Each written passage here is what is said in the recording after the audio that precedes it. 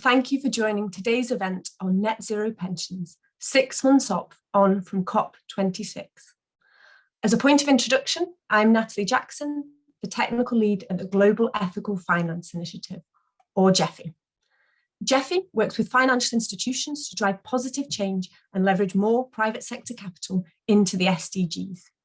We do this through strategic campaigns, research and advisory, capacity building, and developing practical solutions. GEFI has a dedicated work stream on net zero pensions, and in the run-up to COP26, we released a policy positioning paper and a transition roadmap highlighting the key challenges faced by pension providers in setting and delivering on net zero ambitions, in addition to providing practical steps that pension providers can take, including utilising the various tools, initiatives and frameworks. GEFI hosted a net zero pensions event at COP26, and we were fortunate to be joined by a range of great speakers, many of whom have joined us here again today. During COP26 in Glasgow late last year, we saw a lot of announcements on climate action and the involvement of the private sector. We saw the formation of the ISSB, the announcement through GFANZ of 450 firms collectively committing $130 trillion of private capital to net zero, in addition to mandatory transition plans for UK companies and financial institutions, as well as pledges around methane, coal and deforestation. Today is actually 6 months to the day of the signing of the Glasgow Climate Pact, where 197 countries signed with the aim to reduce the worst impacts of climate change. At GEFI's event at COP26, we discussed how although many pension funds are embarking on a net zero journey, the road to net zero is still unclear. We talked about the barriers that need to be overcome and the importance of benchmarking and data to understand not only a company's current position, but its future plans and strategies on climate. It was highlighted that the transition to net zero needs to be a just and equitable one and will require new jobs and skills in the economy. There was discussions around the importance of engagement and the use of tools like the IIGCC's Net Zero Investment Framework to assist pension funds in taking action. It's great to be joined today by Faith Ward of Brunel Pension Partnership and the IIGCC, Solveig Hoy of Royal London, Tim Orton of Aegon and Eva Cairns of Aberdeen to revisit some of these topics and discuss what progress has been made. A report published by the World Meteorological Organization earlier this week stated that there is a 50% chance of the annual average global temperature temporarily reaching 1.5 degrees Celsius above the pre-industrial level for at least one of the next 5 years, with the likelihood increasing with time. This terrifying research highlights the question of, are we moving fast enough? What progress has been made and what challenges still need to be overcome to ensure that we meet the ambitions of the Paris Agreement. So 6 months on from COP26, now the dust has settled, we're here to discuss some of these topics. The format of today's session is that I will introduce each speaker and propose a question which they will answer. And once we've heard from each of the speakers in turn, we'll then have a time of Q&A. In anticipation of the Q&A, please post any questions you may have using the Q&A function in Zoom. So we'll start with Faith. Faith Ward is the Chief Responsible Investment Officer at Brunel Pension Partnership, as well as the Chair of the Institutional Investors Group on Climate Change, or IIGCC. She is also the founder and former co-chair of the Transition Pathway Initiative. It's great to have you here today, Faith, and to kick off the questions, can you please give us an update on how you and the IIGCC have been thinking through the outcomes of COP26 and also a bit of detail on the IIGCC's new Stewardship Toolkit? Over to you, Faith. Hi, thank you, Natalie, and thank you to GEFI. Thank you and welcome again, because many hopefully saw me when I spoke up in Glasgow. It was my first COP, and I think like most people came away with quite mixed feelings, but I did feel it was quite action orientated. There was quite a lot kind of, you felt like, right, and the next steps are of what we needed to do. So I wanted to grab some of those headlines and kind of provide some insight, just some high level insights as to some of the things that have happened. So as Natalie said, I think some of the key things from sort of the finance sector, so those most directly linked to kind of our pension fund world, is around kind of the creation of the GFANs, the International Sustainability Standards Board, and the UK's commitment to have mandatory transition plans. And what we've seen since then, we've obviously had the Treasury working backwards from that, the transition plans, those exposure drafts, so sorry, the call for evidence in terms of and ideas as to if the people think that the format and the ideas being put forward by the task force that's been created to take that forward are on the right lines, and to shape and get that sort of industry dialogue going. Similarly, the ISSB has also issued its exposure drafts, both for sort of reporting standards more broadly, but also a specific one on climate. We're also expecting outputs from GFANs in relation to their work on transition planning more broadly. I think one of the things I think was is quite good is that there's a lot of cooperation and coordination between these groups. That's probably something that we're getting more of than perhaps we had pre-COP, is the fact that everybody recognises the need kind of to work collaboratively, that we've got kind of limited resources and quite a sharp deadline to make progress. So this coordination and collaboration across those areas, and they're ones that I'm sort of to a greater or lesser degree kind of involved in all of those areas and helping with that coordination to take those forward. And I think we're starting to see sort of the meat, if you like, on the bone of kind of what is it that we actually need, both as participants, as preparers of this material in terms of what we're going to need to actually disclose to show how we're setting out our transition plans, but actually also the companies in which we invest and also asset managers that we work with. So that spirit of cooperation and coordination, I think one of my sort of standout sort of shock moments of COP was the announcement by the UK and China to kind of sort of put away perhaps some of their differences more broadly and to work together on climate. I imagine that has become much more stressed in sort of recent times with the war in Ukraine, and we're going to touch on that, I think, inevitably later. So that was definitely a sort of a big surprise moment. The other sort of pleasant surprise was the, which is a bit more of a nerdy one, was around sort of Article 6 and the kind of the Paris rule book and facilitating that sort of voluntary carbon markets and this ability for countries to kind of work together and to remove some of the loopholes that had been created there. So there were, again, this idea of sort of cooperation, coordination, and let's get moving, I felt came through. It also came through in sort of the real economy announcements as well that we saw, and particularly standout ones for me were the announcements around energy, around transport, and around deforestation. The whole dialogue around COP felt like it was coming out with a how, and I thought that was a shift from previous sort of COPs or previous negotiations where it was sort of arguing about kind of what the right target should be and sort of you know, what we should be doing, what the sort of levels we should be targeting, and actually shifted to the how do we deliver net zero? How do we deliver a world that keeps warming to 1.5 degrees? I think the other element of the how that most people I think left COP with is just the magnitude of the challenge, and I think that was yeah, it's a huge challenge ahead. And I think, like Jeffy, the IIGCC is, you know, its objective is to equip and support the investor community in addressing that challenge and trying to make things practical and doable, and to provide them and equip them. And actually, the IIGCC on the website, and a lot of this material is publicly available, has actually produced a vast amount of information across a whole raft of things. In fact, there's so much information I haven't actually managed to digest all of it myself. But just to give you a bit of a summary, we've got everything from sort of a climate investment roadmap, which helps investors identify some of the kind of the key criteria around some of the 126 trillion that we actually need investing in climate solutions. We have all the work. We have a new Climate Action 100 Plus. The benchmark was reissued last month, and we saw kind of the progress on where some of the gaps still are with sort of the corporate engagement. And there's a load of additional materials coming out ahead of and as part of the AGM season.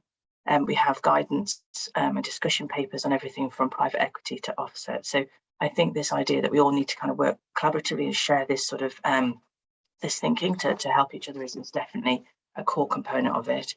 And one of the most recent and also really needed aspects was the Net Zero Stewardship Toolkit.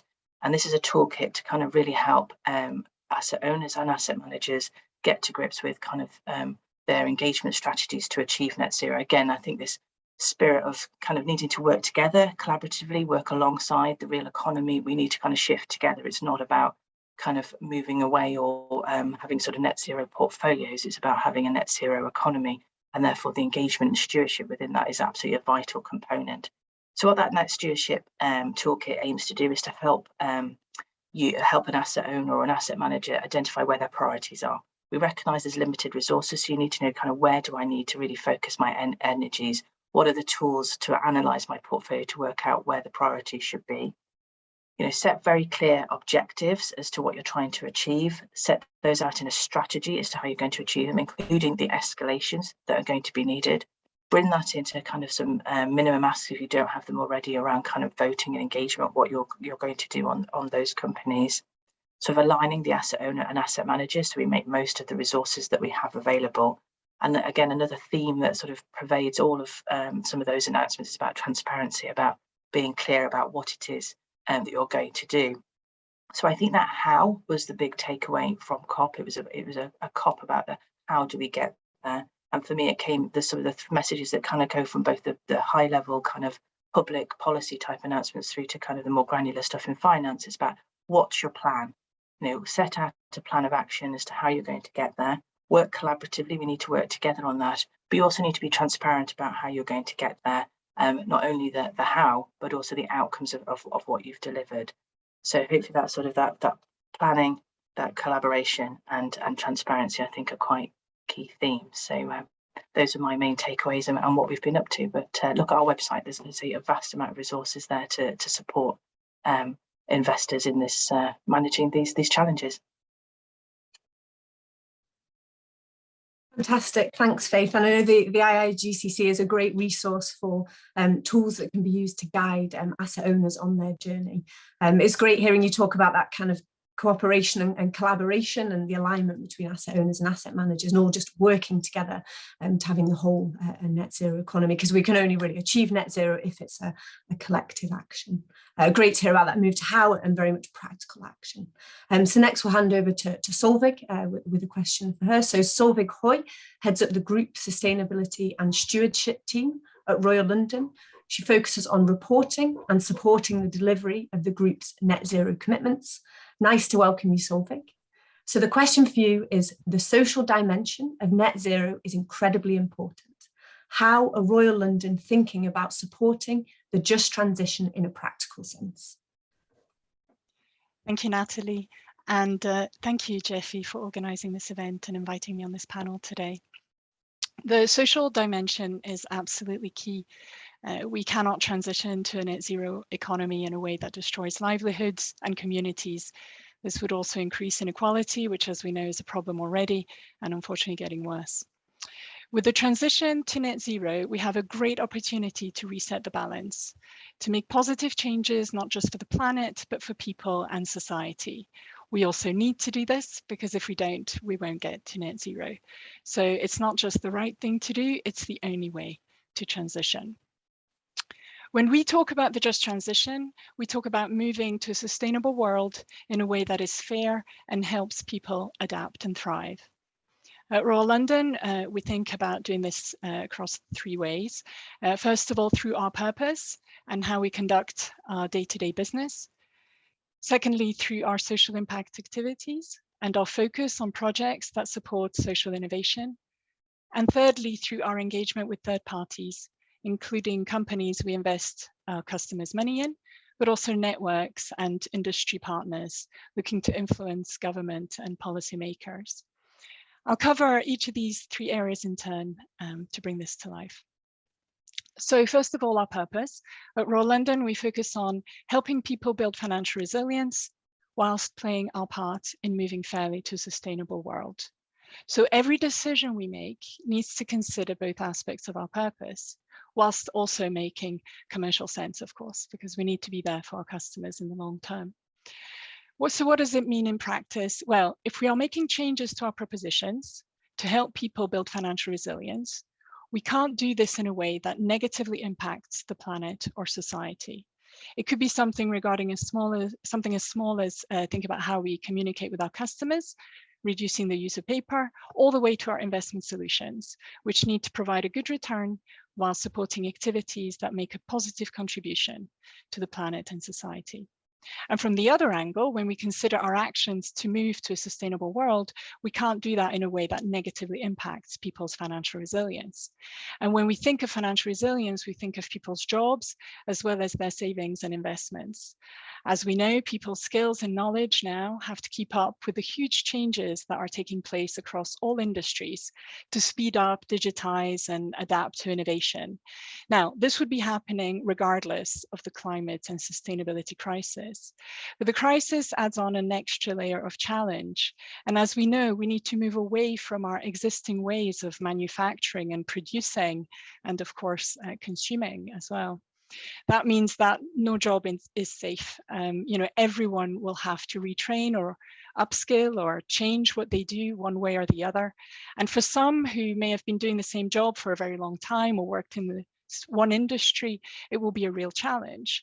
And even for younger people entering the workforce, it will be hard to find a path after school or college or uni because things are changing so fast. And of course, schools, colleges, and universities also have to adapt. For children in primary schools today, or even high school, who knows what courses will be available in the next 2 to 3 years, and which ones will be the more resilient through the transition. Those are the types of things that we're thinking about. And of course, we can't solve all of the problems, but we can consider how we exacerbate or alleviate those problems as part of our day-to-day business activities. So for example, in the products and services we provide to our customers, including employers, in the case of workplace pensions, we think about how we can help employers to start thinking about how they can reskill or retrain their workforce to help their staff build financial resilience from that perspective, as well as through their long-term savings. So these are some of the examples of how we think of the just transition through our purpose. In terms of our social impact activities, we're actively looking at how we can do more to support a just transition through the organizations that we partner with. Our focus is on social innovation to identify new ideas and solutions that are both about climate resilience and community resilience. We're looking to partner up with social enterprises across a spectrum, from reskilling, community engagement, retrofitting, and other green jobs. We've already funded 2 early stage enterprises. One is developing a schools program to create climate literate students, but also increase diversity in sustainability. And the other is around rewilding and engaging people with nature. So our products and services and our social impact activities are things that are more in our control. In addition to this, we also consider what we can influence through our engagement with third parties. This includes companies we invest our customers' money in, but also governments and policymakers. Now that is a lot harder, but we can have a bigger impact. So we work with others in the industry to do this. In terms of our companies, through our asset manager, Arlam, which manages 95% of our customers' money, we work on influencing companies through our engagement and voting activities.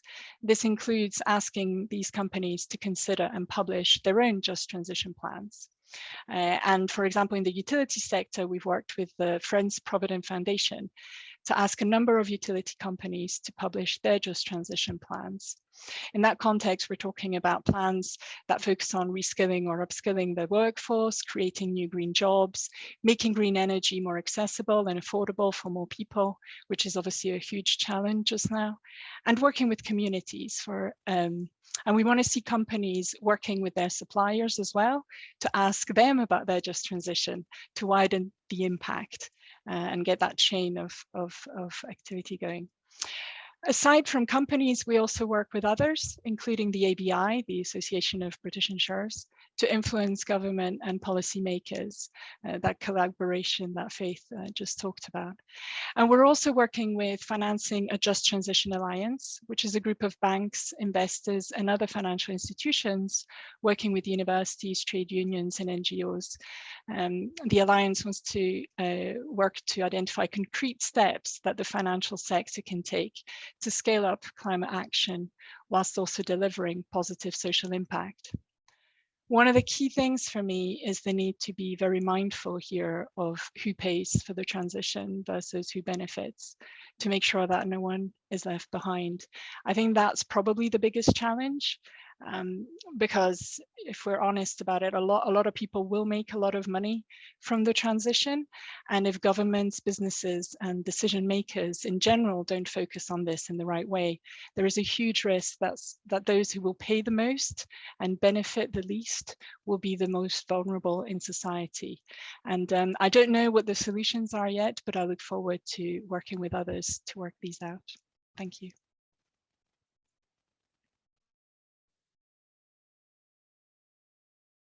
Thanks, Solveig. It's interesting to hear you say, we know that climate change will have a huge impact on society, but if we don't act, but we need to make sure that the climate action that we do take and that the transition occurs and considers the impact that it has on people.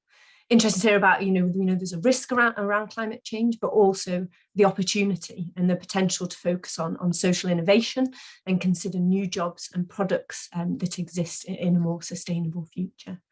I liked your question around, who pays versus who benefits, the role of government and the private sector in this just transition. And it's good to hear of the work of Royal London that are doing in this. So thanks, Solveig, and next over to Tim. So Tim Orton is responsible for running Aegon's UK investment business, including all aspects of investment proposition, operations and governance across its workplace and retail businesses. So good to have you here, Tim. So at COP26, you noted that achieving sustainability calls for developing new skills, as Solveig touched on. Not only do we need to know more about sustainability, but we need a diversity of skills within the broad umbrella of sustainability. So it'd be interesting to hear how Aegon are implementing this and the steps that you're taking. So over to you, Tim. Natalie, thanks, and great to be here again with the Jeffy team. So yeah, the point I was making was that many people who've worked in financial services for 30 years or so aren't necessarily the best equipped to inform us with the important role we've got as an industry in driving sustainability. So what I want to talk about is, I guess, a little bit about how we've been bringing some new resource into the industry, how we feel that's helping us here at Aegon, and then how's that helping us, I guess, evolve the capability and mindsets of our existing resources as well. So in terms of new skills, I guess existing teams, to start with, clearly have a number of skills and experiences that have made some very successful people. But there's something for me about a person's core programming, what truly drives and shapes them. And that needs to be in harmony with evolving business objectives. So essentially what we've been doing is expanding the diversity of talent that we've got in the organisation. So if we start from a trustee perspective, in terms of our master trust business, we brought in a specialist trustee who's got extensive experience in this area, including as COO of the PRI. And his role as a trustee is to support and challenge us as a provider around the goals and beliefs that we're setting, but also the steps that we're taking in terms of implementation. So what we've got there is a clear line of sight to sustainability in terms of the ownership and oversight of that business. In terms of our own team, we've also set up a specialist area of sustainability professionals, which are sitting at the heart of our investment function. In terms of sourcing, we've been looking beyond traditional financial services. So we wanted to ensure we got real diversity of thought, diversity of experience that's shaped that thinking. So we brought in people who've got a variety of different practical experiences. So to give some examples, people who've worked on ocean health and anti-plastics campaigns, people who worked on incorporating human rights into corporate supply chains, and on diversity and inclusion auditing for different corporates. Now, all of that's been gained through practical experience with the likes of the OECD, UNPRI, and in sort of retail franchises as well. With a completely different sort of set of practicalities to financial services. So when you think about it, I think we've got trillions of pounds of assets to influence, trillions of pounds of capital that we can drive to the right places. So it's really quite an exciting time for people to join us and help to shape that influence. So what's that enabling us to do? First of all, looking at our net zero goals, I think it helps us dig deeper into how we're going to achieve our goals, and for example, our net zero pensions target. So things we're considering are how far can tilting take a fund when you tilt away from the most harmful components, versus active strategies to manage things like climate risk to an investor. What capital allocation may be required to new types of investment that are more strongly aligned to low carbon transitions, and how far we need to influence the wider economy through shareholder engagement and indeed regulation to force change in the wider stock market. And what some of those real life experiences I think bring are, it takes you beyond being a mathematical exercise, helps test boundaries with practical thinking in terms of the options available to us and to us as an asset owner. So ultimately, that's helping us with a much more sort of granular consideration of moving towards net zero and clearer climate roadmaps. More broadly, as an asset owner, what the expertise does is enables us to get deeper under the skin as how as an asset owner we can work with asset managers. So been enhancing our monitoring, how we can start to assess best practice across a number of different areas in fund managers, including probing a number of things like, how managers view their climate risk management techniques. Do they do that business wide, or is that really through certain specialist funds only? Product development, which I think has already been mentioned. What's underway? How is that channeling investment into new technologies, new energy forms, and what's the practical difference that makes in terms of the carbon characteristics of a portfolio? Modeling they're doing to impact and quantify things like the physical and transition risks, and where people are building that expertise themselves versus placing reliance on third parties to support them. And I guess the more diverse resource we've got, it can help test the breadth of thinking in asset managers through having real practical experience across different industries that they can then apply to testing against different fund managers and the techniques that they're using. And overall, I think that just makes us much stronger in being able to hold our fund managers to account and ensure the way they're investing and voting is ultimately in line with our goals. So what we're seeing in terms of that experience can help us then is not only in how we're developing our investment philosophies as asset owners, but also it can extend out into some of our broader business practices. So being as part of a responsible business and the agenda we have there, we've got a number of executive-led work streams that help us manage our own operational footprint, our own supply chain, and the community support that we give. And again, that infusion of sustainability professionals, I think, is great to support the different functional business owners applying their thinking to those different dimensions. Now, in terms of existing employees, obviously it's difficult for us to hire thousands of sustainability professionals. So building the knowledge and the appetite within our existing team is also key in terms of meeting our future goals. So thinking about this throughout the different layers of the organisation, one of the strategy pillars we've set is to have a positive impact, and we've been championing what we've been doing with suppliers across the workforce, and indeed what we've been doing with our operational footprint across our workforce. So not only does that create advocacy for, I guess, our company cause, but creates more local advocates up and down the country who can all help in their own way with incremental lifestyle choices. It's important that sustainability is a dimension, I think, that runs throughout business decision making, though. So a pull at board level is also key. Most board members probably didn't start their careers having to worry about sustainability. So spending management time reflecting is vital to help build that into people's psyche. Linking back to the resources we brought in, I think some real life examples and experiences that they can bring and share can really be helpful in expanding minds at any stage of a career. So there's an important step there around education, both in real life issues and also in driving things like the new reporting requirements that we've been leveraging as a hook for discussion. Regulation is making us now do all sorts of different things, and that can be a trigger for really raising a conversation about real world impacts, as well as just new sets of numbers. Now, ultimately, as a group, sustainability sits behind our purpose and behaviours that we aspire to. And so embedding a group sustainability board into business management has been another key step, with many of the global board management board present. and parallel structures at local level. And what this does is it creates an environment for sharing best practice across Aegon communities as we work towards our net zero targets. And that's in terms of our balance sheets, our pension scheme assets, and also our own operational footprint.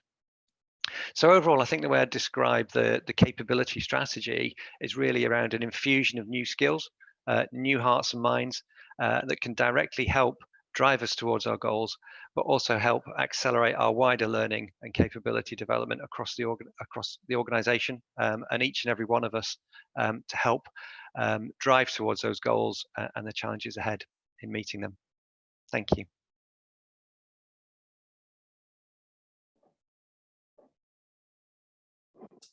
Fantastic. Thanks, Tim.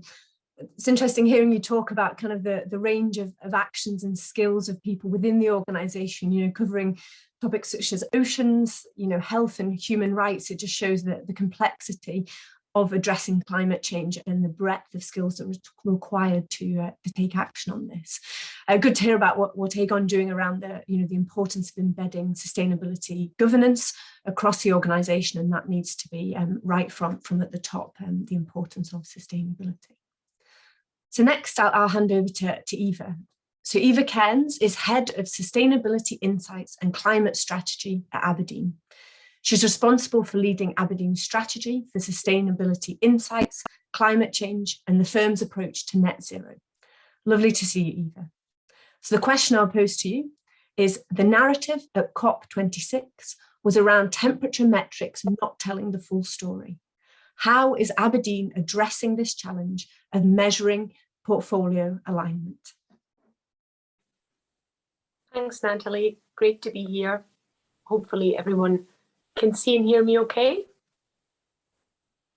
Can't see myself just now, but do jump in if you can't hear or see me properly, because I had some technical issues this morning. But I'll just get started on that really important question, which goes back to the question of portfolio alignment, as you say. So just providing a bit of context before diving into the temperature metric question. Last year, we saw a big focus on how we measure portfolio alignment. So really, what is the purpose of that? I think is a really key question. So showing how a portfolio contributes to the alignment with a net zero 2050 world. So what's really important for us is that when you look at that portfolio and what's held in it, actually, makes sense in terms of, yes, we are supporting that net zero 2050 world, rather than just looking at a very simplified metric that might not be telling you the full story. But last year, TCFD included portfolio alignment in their updated guidance. And it's important to understand that there's 3 different options for how to report on that in line with TCFD. So, and one of them is temperature metrics, but I was going to touch on all of them and just our view on that and how we approach it. So the first one is the binary alignment metric, and that is just a very simple, what proportion of the assets in your portfolio are net zero aligned? And it's looking at what, you obviously need to then measure at that asset level, whether you think somebody's net zero aligned or not. And you can use different data providers for that help with that question, like the Transition Pathway Initiative for the highest emitting sectors, provide an assessment, for example, that we also look at. But ultimately, what that doesn't do is that credibility assessment that we think is quite important as well. So you may have set a target, but actually, are you really aligning and transitioning properly towards that target? So the net zero investment framework, so there's lots of frameworks and acronyms that also was finalized last year, suggests using the Climate Action 100+ net zero benchmark that has 10 criteria, and using that to actually have a kind of range to say, are companies committed to aligning, already aligned, and you've got a scale. And I think that's quite useful. But the scope of that is, I think the latest assessment, 166 companies. And so if you want to report on portfolio alignment at a larger scale, then you're quite limited with that as well, particularly investing outside of publicly listed companies in developed markets, then you're struggling for data. So that's the binary alignment. Then the second one is benchmark, the benchmark convergence model, which I'll talk about last, because I wanted to just touch on the temperature metrics. And you said that last year we talked about this not telling the whole story. And the challenge is, it's obviously very attractive to want to have a single number that tells you, is that portfolio aligned with a 2 degree, 3 degree world or 1.5 degree world? But we were worried about if that metric is not robust enough in terms of there's still lots of data gaps, simplified assumptions based on the scenarios used. For climate solutions, for example, we have found, because we looked at different temperature score providers, that companies that really are climate solution companies that help others decarbonize through their products and services are not well captured in these temperature alignment scores, because it's all about looking at a target, a decarbonization target, and how stringent is that. And therefore, large emitters with targets such as large oil majors are going to get a 2 degree alignment score. And we looked at companies like Ørsted, for example, very focused obviously as a climate solution on being a renewables player, had an over 3 degree score. So when you then look at that and think that just doesn't make sense, what does this actually incentivize in terms of your investment decisions? That's where we think you need to be really careful in using these metrics too early, because you will actually, what it might incentivize is where you have the data for large listed companies, often in developed markets, you will then be able to create a lovely temperature score. But actually where the investment really needs to go is in emerging markets. We've seen a great launch yesterday of 12 pension funds focusing on how we mobilize capital for emerging markets. And that is a big topic, I think, where 70% of the investment in the energy transition needs to go into emerging markets. And so we are concerned around how do you join up this desire to have a portfolio alignment score with the ability to mobilize that capital to emerging markets, where you may not be able to create a score like that or a portfolio alignment metric because the data is simply not there. So in a nutshell, these are the challenges, and our preferred approach at the moment is continue to evolve this and strengthen the methodology and work with initiatives such as the GFAN's workstream on portfolio alignment. But actually at the moment we are looking at the benchmark, the second method, which looks at how the forward-looking emissions of a company compare to a benchmark that would be considered net zero aligned. And we use this not just for having a simple reporting metric, but more for our own internal process and analysis. When we think about constructing a net zero aligned portfolio, then we use forward-looking emission trajectories, and they're not just based on targets set, but we use our climate scenario analysis for that. We try to assess the credibility and apply that as well, and then compare it to what would be considered a net zero aligned emission trajectory for that company, and then that supports the more portfolio construction question rather than just putting a simple metric on the report. So that's where we are with that, and I think it's, as I say, portfolio alignment overall. We just need to be really careful in a nutshell what it will incentivize if metrics are being used that are not mature enough yet and that have a lot of data gaps and methodological drawbacks. That's the main concern.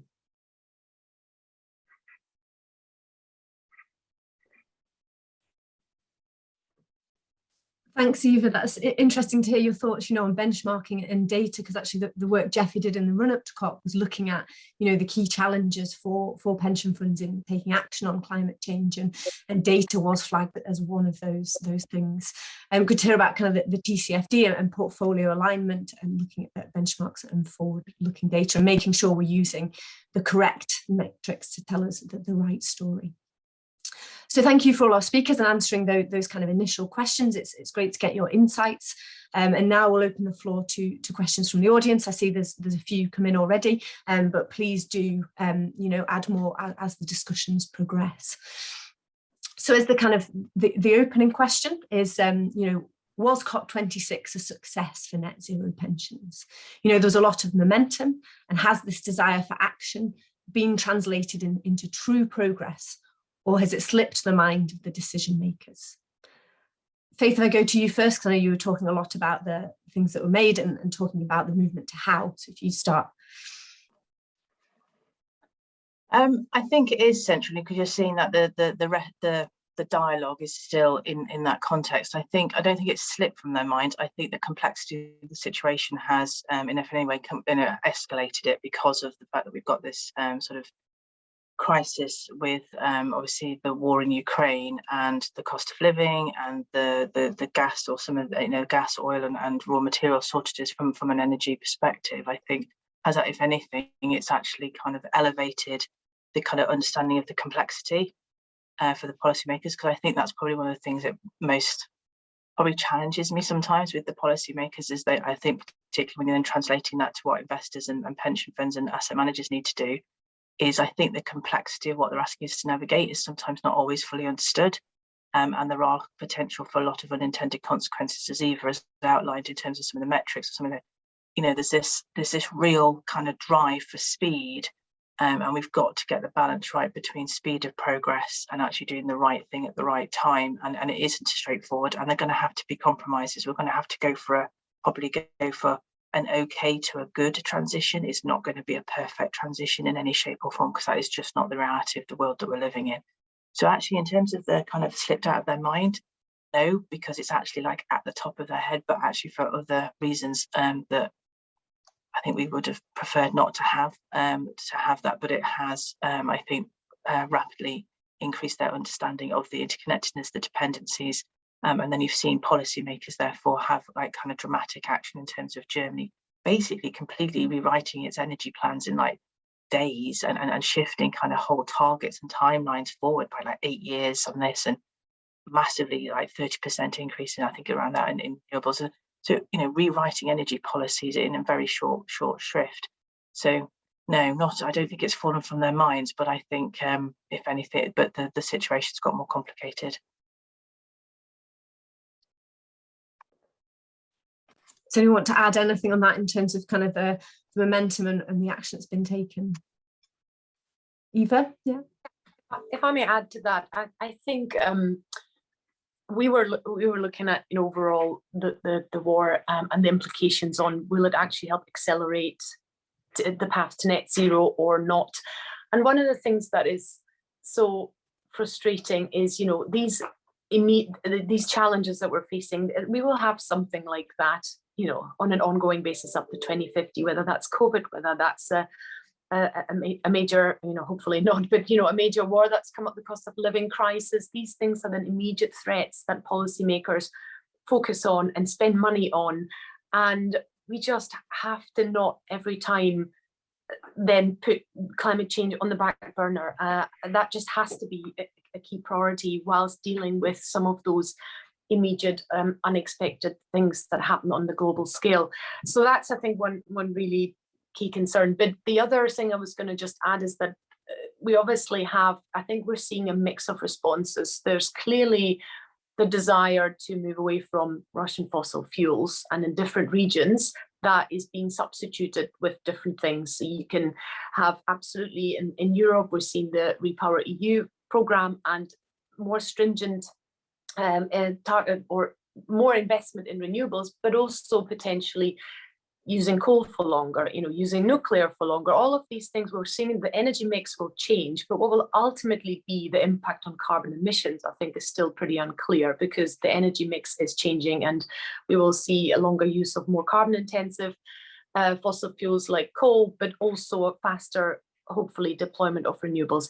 And that is in Europe, which is 10% of global emissions. So if we look at outside at our largest emitters and what's happening in other Russian neighbours like China, then there's still a lot of uncertainty on how that energy dependency will evolve there. And just to draw on that a little bit more, Eva, you're talking about kind of Ukraine and big global events that have an impact on net zero and that transition. So what impact has the war in Ukraine had on the energy transition and achieving net zero? So yeah, so I think that's kind of the question I was trying to address there, that we think there will definitely be a mix in a change in the energy mix in the regions, and that there will be the question is what will happen with the Russian fossil fuels that is not going to be sold, for example, to Europe. Europe sources 40% of gas from Russia at the moment, for example. So will that be stranded and actually not used, or will that just go somewhere else? So there's still quite a lot of uncertain question. As I said, we're seeing this mix of mainly driven by what I think the priority is securing energy supply as quickly as possible to substitute and remove that reliance on Russia. But that is then going to end up in a mix of different energy sources, either more fossil fuels from elsewhere or faster deployment of renewables. But what the overall impact on the actual transition to net zero will be is, and on carbon emissions, I think it is still quite uncertain, and really also depends what other regions in emerging markets will do. If I may, Natalie, I've also just, I think from a pension fund perspective, I've been asked this question a lot, as you can imagine, and I kind of, in terms of just from a, does this help or hinder? And it's like from a short-term perspective, in terms of how my portfolios look in terms of their carbon footprints, I removed several large emitters that were Russian-based fossil fuels. So from my carbon footprint in a very short-term perspective looks a lot rosier towards the kind of net zero ambitions and net zero kind of in that regard. In terms of the medium term, I'm hopeful that it will actually accelerate, and as we saw some of that, as indicated in terms of Germany and that European kind of refocusing on kind of energy supply and actually seeing renewables as part of how you sort of onshore kind of your dependency and have that security of supply by actually having it kind of more sort of renewables focused and also using less. I think that's always one of the things that keeps often being missed, is look, we really just need to use less and be much more efficient with what we've got. So that's a short and medium term. In terms of one of the biggest threats, I think, to net zero from this invasion is the isolation of Russia. And that is quite problematic, because in the same way that we would argue about an engagement and divestment about a company, and what happens when you exit a company and you divest from them, you remove them from the debate. Do they actually get any better? Do they do anything differently? Russia is the 4th largest emitter of fossil fuel, of carbon dioxide. So whilst they are, there are understandable problematic kind of communications in terms of kind of who's in charge and their mindset and such like, we can't ignore the kind of the fact that whatever they do in Russia, unfortunately, is going to have an impact on the global kind of emissions picture. Because if they just carry on, then net zero is doomed just from just isolating Russia. So think of it in the same way as a sort of engagement, divestment kind of debate that you would have from a company perspective, but from a sovereign perspective. And we have some of the same dynamics and challenges that come with that, about trying to change behaviour and work with and cooperate with, even if they are challenging sovereigns to work with. It's actually in our best interest over the long term to actually get Russia to be more on board. They're also an incredibly important carbon sink because of their land use and forestry. So there is some quite profound and complex issues that don't necessarily sit quite as comfortably perhaps within the RI and ESG agenda, is having to work with partners that are challenges in other respects. I think the same goes with China, and in terms of where our renewables are resourced from. Our supply chain for renewables is very, very dominated by China and their supply chains, which have fundamental ESG issues in them as well. So the complexity of this is just getting harder, I have to say. So Natalie, if I could come in, I think so. What Faith describes for me is kind of one more significant challenge on top of many significant challenges. But what COP26 did achieve, I guess from a real world point of view, it was a step in the right direction in commitments, but not enough. But from a financial services point of view, I think we all firmly put ourselves on the hook. And I think from that point of view, the commitment is unwavering. We don't yet have all of the tools and all of the knowledge of how to get there, but the commitment is unwavering, and the more we build our data infrastructure and our knowledge and the options that we do have, all of those different challenges you know, we'll have more tools to work with. Won't be easy, but the commitment, I think, is certainly hasn't diluted. Absolutely. And when we've kind of talked about the Ukraine, we've got a question from the audience. It's, the Ukraine has disrupted the global food system. Can food and agribusiness and net zero investors use this opportunity to link corporate strategy and sovereign sustainability? So thinking about the TNFD, and maybe we could also talk within that around kind of the link between TCFD and TNFD and the impact of climate and nature and nature and climate. So does anyone want to have a go at that one first? So I'm quite happy to start with that. I think obviously it is actually really good to see that we've got initiatives like TNFD after kind of TCFD. Obviously, we're all still working on TCFD itself. I think there is a risk that we start decoupling these kinds of activities. So we just need to make sure that, you know, in a way, when we, as we're working through even the TCFD requirements right now, and we incorporate the wider thinking. You know, this is not just about climate, it's about the environment and wider sustainability. So that whole kind of consumption, overconsumption piece, which really drives everything else, right? And I just think that as we think about climate solutions, we just need to make sure we think wider than just the climate and incorporate, you know, nature and diversity, etc. So rather than wait until TNFD, as we're doing things right now, because of the regulation that's, you know, in place right now, that we already think wider and think ahead to, you know, not just from a regulatory perspective, but literally in terms of the solutions that we want to deploy. If I may add to that just very quickly around TNFD, so we're fully in agreement that this is a joint crisis. You know, biodiversity and climate change are two interlinked issues that ideally should be tackled together, and there are opportunities to tackle them together. But one of the key things is how it's going to be measured, the data and metrics. So you look at the TNFD beta framework and it comes out, and the metrics is very much aligned with TCFD, which I think is good. It'll help that joined up reporting. But obviously for TCFD, we've got scope 1, 2, and 3 emissions as the key metric, and for TNFD it says to be confirmed. So we are also embarking now on looking at what the different providers are doing and how we can best measure that. But I think, yeah, if we might all be going in slightly different directions, which is the risk, and TNFD is to be finalised by the end of 2023, but we don't want to wait till that. So we're starting to explore the data and metrics, but I think that's going to be the key question, how we can really in a meaningful way measure the impact on biodiversity. That's what we're focused on this year. Absolutely, it seems there's a move in the industry to think, you know, beyond climate to nature. And then to kind of come back to kind of the climate side of it and talk about the risks and this, and also the opportunities. And, you know, you've all talked about kind of renewables and the importance of this, but if we could just talk a little bit more about kind of, you know, how we go about this, moving more capital towards those opportunities, and what's required both from pension providers and also from the government to support that, and what practical actions are being taken around supporting those positive green transition activities. If we could start with you, Tim, because you touched on that. Yeah, so I think there's an interesting debate here about what the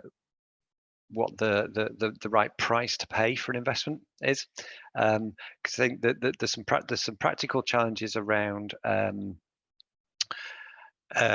daily availability of pricing and those sorts of things for different forms of investment, and that's definitely one of the challenges. But looking through that into more project-based investment, more active investment, inevitably takes more management.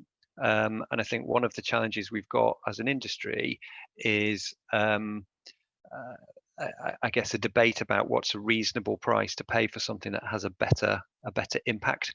And if we are forced by external pressures, if we're forced by governmental pressures, if we're forced through selection processes to be the cheapest of the cheap, then we will be restricted in what we're able to provide.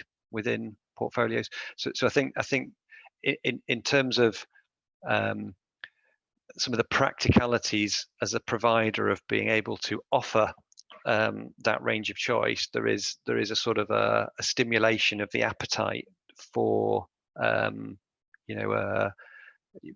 paying more for a more positive impact ultimately. So that's probably the one I want to throw in as a sort of a challenge for all of us as to how do we manage that debate in across society really, and the different players in our financial system. Yes, if I can add to that, I think you're right, and also I think one of the problems we find is, we're managing customers' money. So I hear in a lot of the discussions that we have, I hear people saying, well, it's really hard to make decisions on behalf of our customers. So they want their investments to do well, but not necessarily at the expense of their profits, etc. But it's really interesting to me because, at the moment, we're taking in the money of a 20-year-old through their auto-enrolled kind of pensions, and we know that by the time they retire, it will be 3 decades after 2050. So we really need to work with industries and governments to look at how do we make sure that we protect that money one way or the other. And there's obviously the short term, so people who are closer to retirement right now, we obviously need to look at that in a different way. But in the longer term, we really need to look at the whole mechanism of that can enable us to make sure that money is protected in the longer term. So working with governments and policymakers to look at what are the things we can do from a systematic perspective to enable the money to move and transition to where it needs to go to really invest kind of new money and fund new projects, so that actually reduce emissions and get us to a more sustainable world.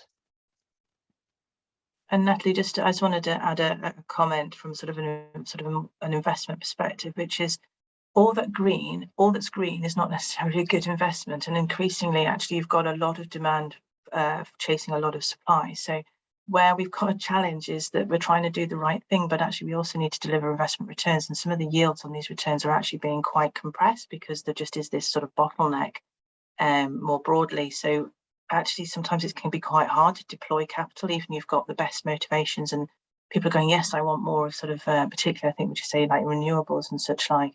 There's actually some people paying who are quite determined to kind of their green credentials and might throw and pay over the odds for something, and yet we've got some quite specific risk return targets that we're trying to meet, even with the best of intentions and the desire to want to put it to work in climate solutions.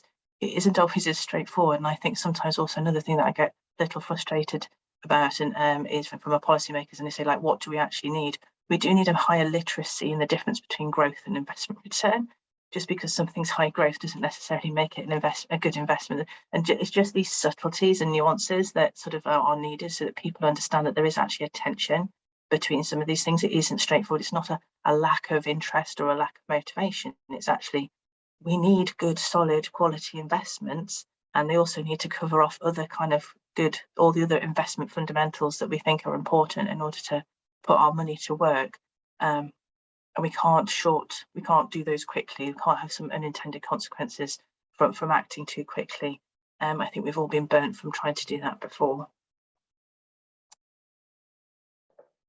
Yeah, absolutely. It's making sure it's thought out and addressing all the nuances involved in it. So, and then just kind of drawing on some of the questions that have come in from the floor. So there's a lot of talk about, plans are one thing, but how do we turn this ambition into practical action, and around kind of dates of implementation and impact measurement, and also a question around, who is measuring to see if we're moving fast enough to hit net zero targets?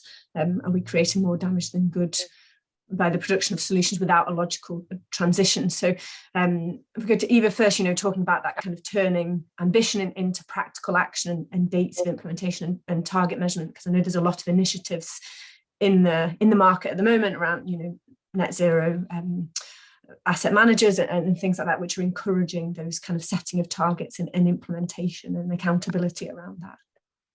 Actually, I think this first question you mentioned actually asked, are we not moving too fast to hit net zero targets, creating more damage than good? So I was going to pick up on that because I don't think we are moving too fast, certainly from a global perspective of progress towards net zero. You know, emissions are up 6% last year, and we're already a kind of a quarter through this decade now in which we're meant to have emissions. So from that perspective of actually moving towards net zero, we are certainly not moving too fast. There is a lot of, in the financial industry, I think, initiatives, which I think sometimes can be a bit overwhelming, whether that is reporting or data or how we measure something. And if we move too quickly into those, it goes back to my earlier point with portfolio alignment. For the sake of being able to put a number on your report and you've not actually thought through what it will incentivize in terms of investment decisions, then yes, there may be a case where some of these things are really need to be thought through and not move too quickly into a direction. But I think the actions point, absolutely. I mean, everybody's saying COP26 last year, we've seen all the net zero commitments now, or nearly 90% of emissions have got a net zero related commitment to it. So now it's about the actions and putting that in place. And I think that we're not seeing enough there yet in terms of the progress.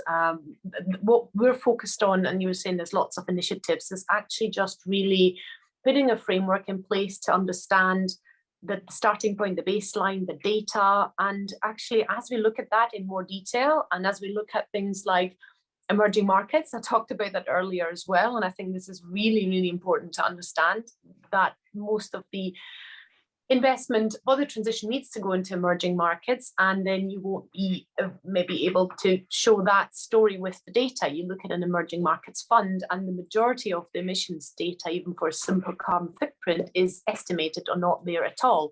So we are going through that process of implementation and looking at the data, what is in scope, where we have got sufficient data to actually track decarbonisation, looking at the regional policies that support that environment. So you actually need to really think about that across sectors and regions. You can't have the same approach and expectation of a utility company in Europe versus one in Indonesia, where the policy environment and the energy mix is completely different. So, I mean, it's really complex, and showing all that work that's going on inside asset managers, asset owners, and the different organizations, I think is difficult to bring that transparency out of it.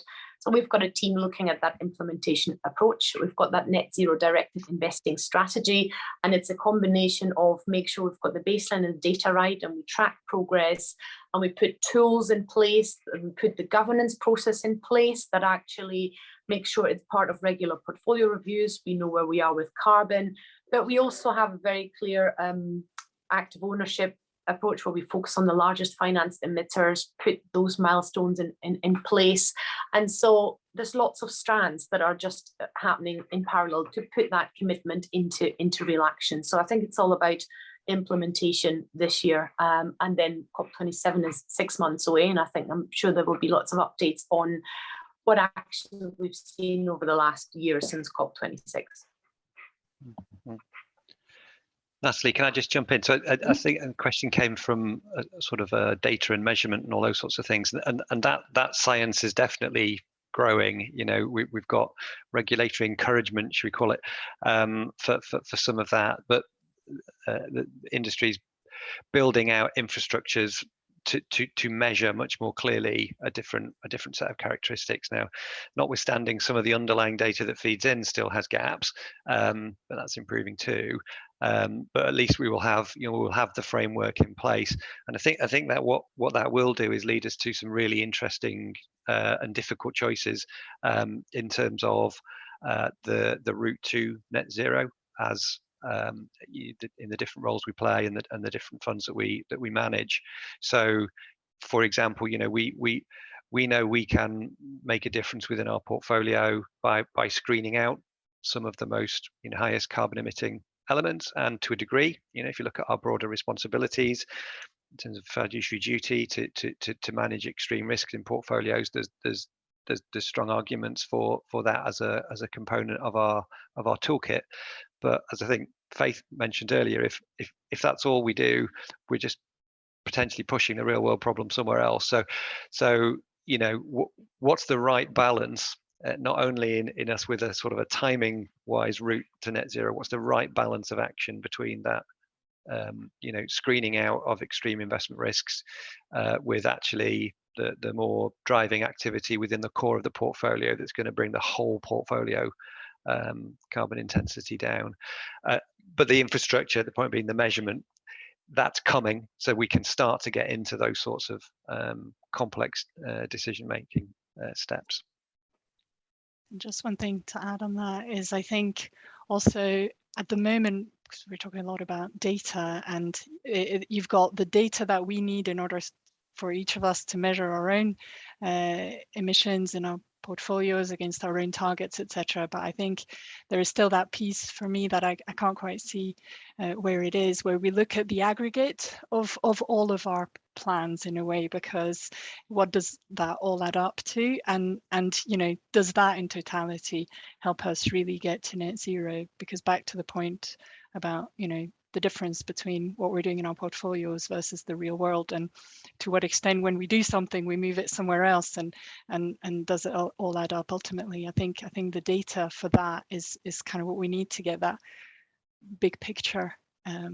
Sorry, Faith, you want to come in? No, it was just to build, and also responding to the question from Martin in the thing about the kind of the governance arrangement, because it's data and governance. I think those two things in complement.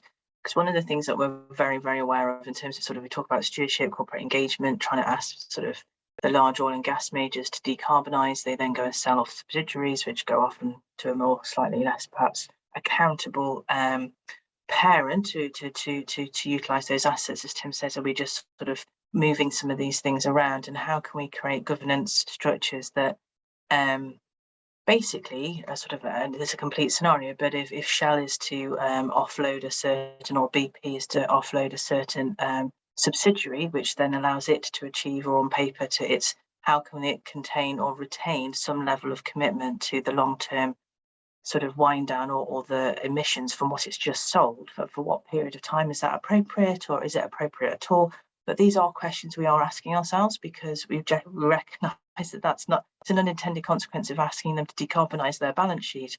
They decarbonise their balance sheet in the same way we can decarbonise our portfolios without making a jot of difference to the actual real world and the levels of emission. So yeah, we need to be smarter, and the workload is just huge, and we just need to keep working at it. I think what we need to be quite careful of is not, there's a balance between how much criticism you can go, because there's an awful lot of people working very hard to solve some problems that they've not had before.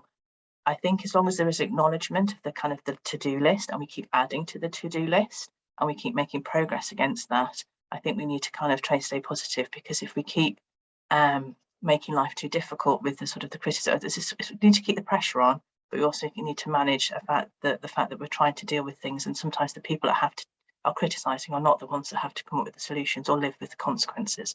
So I think there's some balance to be sort of struck there, I think, in terms of those issues. There's somebody at the sort of the sharp end of some of this. You know, there hasn't been much sleep for quite some time. Yeah, absolutely. There are a lot of people working very hard to try and fix a very complex problem. And Faith, you mentioned there about the kind of, you know, governance structures, and I know there's a question about that, you know, what governance is in place to ensure targets aren't just offloading liabilities. And I know kind of Eva and Tim have already kind of touched on it in their speech, but Tim, if you talk a little bit more about, you know, Aegon's approach to that, and that kind of governance that's really key to making sure that it is happening and in the right way. Yeah, so I guess you've got governance at all sorts of different levels, from a corporate point of view, at group and at local country level. We've made commitments, so we now have to make sure we've got solid action behind those commitments, and that's being overseen by, I guess, ultimately the most senior members of our business. If you look at other forms or subsets of our business, I mentioned the master trust earlier. That's got independent scrutiny through trustees. So you know, we've got that oversight as well of the actions that we're taking to meet our ultimate goals. So I think from a framework point of view, it's now, you know, pretty well clear and in place. What I think we acknowledge as it is as an industry, as much as for us as a company, that commitments in themselves don't get you there, and we've made commitments before we've got, in truth, crystal clear plans of how to get there. So, but what those governance bodies are, you know, give you the ability to do is challenge yourself around the progress we're making. It was like the way Faith sort of described it, as to sort of acknowledging the to-do list and the positive steps and all those sorts of things, because it is going to be sort of chipping away at some of those gaps between aspiration and goal from to actually where you are today, and we won't solve this straight away. So acknowledgement that there are a number of different steps along the way that we need to sort of fill in, and using both internal governance and external independent governance of us to hold us to account, to keep progressing in that direction. And Solveig, are you able to talk more about kind of the approach taken by Royal London around governance and making sure that's in place? So we've got, you know, in a similar way, you know, like Tim is describing, we have a lot of internal governance to make sure that, you know, behind our commitments, we've got actual plans, and, you know, monitoring the delivery of those plans, etc.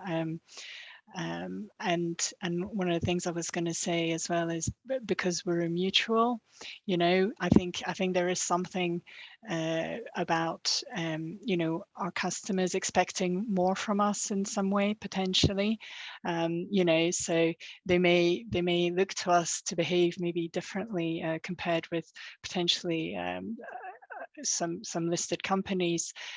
So I think mutuality creates that perception of a business that's more focused on social impact activities, for example. So our board is certainly very, very conscious of, you know, the risk of, you know, making commitments that we can't actually deliver on. And I think the whole industry is like that, you know, really worried about, you know, greenwashing, unintentional greenwashing as well. So but yeah, I think there's a lot that we've got in place because of our normal governance arrangements, but also I think as a mutual, we know that there's a bit of that extra pressure as well. But on the plus side, because we're a mutual, you know, we can do things slightly differently, and also as a, you know, as a member of staff, I'm a member of the mutual, and I think we've got, you know, from the inside we're able to influence as well. I'm not saying that other people don't in other companies, but certainly there's something that we're able to do from the inside as well. Thank you. And then there's another question that's come up, you know, around the picture being extremely dire, around, you know, referencing the WMO report from earlier this week about, you know, the chance that we might hit the 1.5 degrees in the next 5 years. And the question is around, you know, what is the international community doing in addressing this state of affairs, and kind of drawing out what Faith was saying about kind of collaboration, cooperation. And I know, Tim, at COP26 you mentioned that, you know, it's not a competitive sport, that people need to work together to achieve net zero and work collaboratively. So Faith, could you just talk a little bit more kind of about, you know, action already being taken in the international community, and what you think is required, and what's next around that to really drive required? I'm not sure how much insights I have into kind of what's happened in the last 6 months. There's an awful lot of build up to sort of the COP26. I think what you're seeing is a sort of a more sort of the work underneath, and as I indicated earlier, I think some of the plans and strategies that were being put in place, we obviously got our EU Fit for 55, and we're seeing kind of policy announcements and some structuring around this. But I think that there's probably the high level international response. I think its focus is elsewhere at the moment. I think we've got some quite difficult issues, not only with Ukraine, but as have already been indicated, the knock-on consequences of those in terms of kind of supply chains, food, and energy prices, the sort of inequalities that seem to be being exacerbated by this, and the social consequences that were happening anyway, and before we've even got into some of the transitional kind of areas. So it is a sort of a complicated problem. So I don't think, I'm not aware of, other than sort of, as I indicated, some of the kind of shifts or changes that you're seeing in terms of energy policy as a sort of more, as I said, it's sort of just some of the announcements that Germany made, but those were in response to Ukraine. It wasn't in response to COP26. So I think that the attention is a little bit on that energy security is where which is obviously interrelated. And one of the things that IIGCC has been very keen on in conveying to the policymakers that they need to keep that longer term, bigger picture in place whilst thinking about the solutions to the energy crisis, that actually what is the short term solutions that build you to the longer term goal that you'd already set out and want to achieve. And not seeing those two things and not just having your head down and focusing on solving a short-term problem, which I think will have very just horrific consequences if that long-term goal is not seen in this, it's not part of that broader thinking. But I mean, other people might have insight. Sorry to not provide any, I suppose, more colour on that.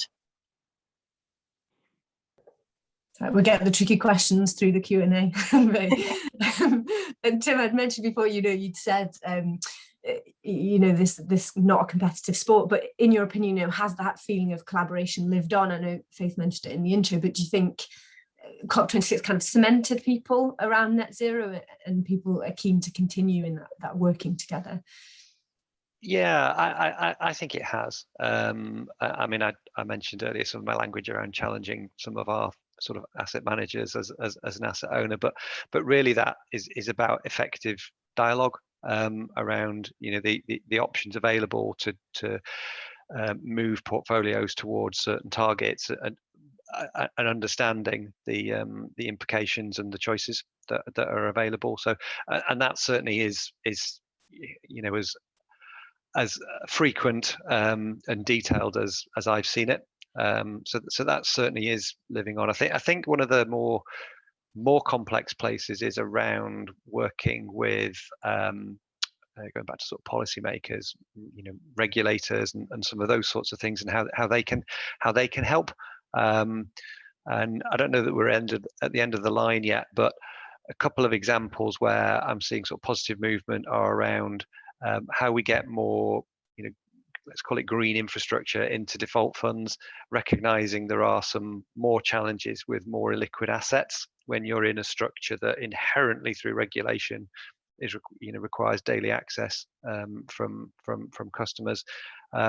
So there's consultations, working constructively with Bank of England, Treasury, etc., around how do we tackle that challenge so we allow the outcome we want, which is facilitating us to be more able to invest in those sorts of assets within the regulatory structures that we have. And then from a more retail facing point of view, I know if you look at your traditional financial advisors, that they have some clients who are interested in more active investment, more thematic positive investment. But the financial advisor is saying, well, how do I trust the industry? How do I know you're not greenwashing? How do I know what's the impact of different investments? And there's work towards some more standardization of investments so that advisors can feel more confident in advising their clients on those sorts of choices. So there is collaboration and movement at that level as well, I think, as more different parts of the industry value chain. Absolutely. Yeah, sorry, go on. Just a quick thought, because one of the key things is there's obviously lots of different initiatives that have been launched, but ultimately the NDCs and global policies are not net zero 2050 aligned and 1.5 degree aligned. And we saw post COP26, obviously, I think all the 2030 commitments added up to 2.4 degrees. And countries have been asked to update the NDCs, come back at COP27 so that we get closer to that 1.5. And I don't think that's happening. So we're looking forward to seeing more on that, because that policy environment is absolutely critical to then incentivize corporates, investors to be able to align their capital in line with those trajectories. So we absolutely need to see just fundamentally policies, if you aggregate them all up, aligning to that 1.5 degree world. Yeah, indeed, and it's interesting, Eva, you mentioned the kind of COP27 and looking forward, because we're having to draw the session to a close now, and in summary, be interested to hear from the panelists. We've talked about the last 6 months and COP26 and what's happened since, but what are your hopes for the next 6 months and COP27? So I know, Eva, you already mentioned a few, but if you wanted to kind of expand on that, and then we'll go to the other panelists before closing the session. Yeah. Absolutely. So updated NDCs, I think, is a key one for me, that we're seeing more on that very formally put binding nationally determined contribution forward that get us to closer to that 1.5 degree. And then looking at some of the real, one of the things is things like fossil fuel subsidies. I mean, they are still at ridiculously high levels. So really looking at what actions are being taken today that we need to stop and address. Deforestation and fossil fuel subsidies for me are two.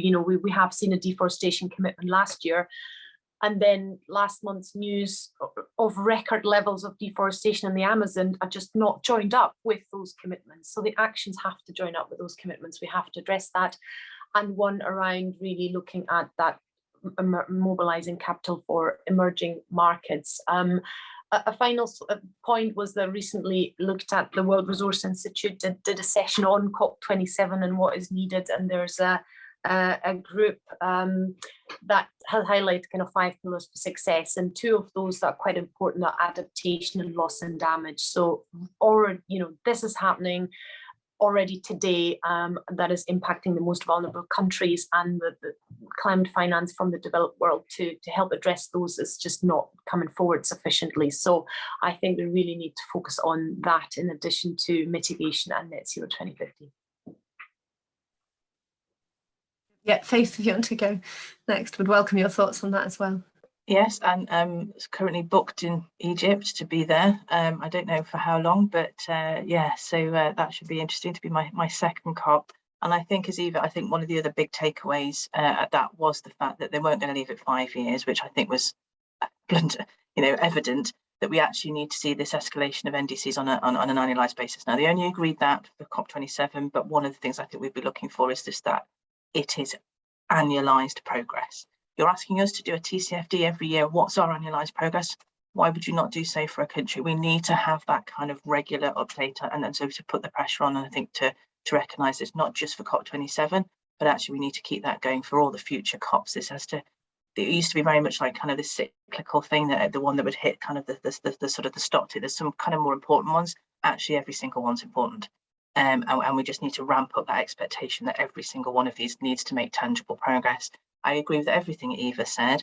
The additional one, which is just a layer below that, so there's the NDC, and Eva sort of intimated this, but these kind of very clear plans as to how you're going to deliver that NDC, because we've got some NDCs that kind of sound great, but actually when you dig deeper, there's a gap between what the implementation plans are. There's still a gap between what the commitment and then what the policies are underneath those. So if you actually add up the sort of policy commitments that would actually deliver, you get way beyond 2.4, you're near sort of 2.7, 2.8.